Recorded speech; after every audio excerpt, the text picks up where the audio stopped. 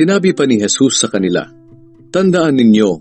ang sino mang kumikilala sa akin na ako ang Panginoon niya sa harap ng mga tao, ako na anak ng tao ay kikilalanin din siya sa harap ng mga anghel ng Diyos. Ngunit ang hindi kumikilala sa akin sa harap ng mga tao ay hindi ko rin kikilalanin sa harap ng mga anghel ng Diyos.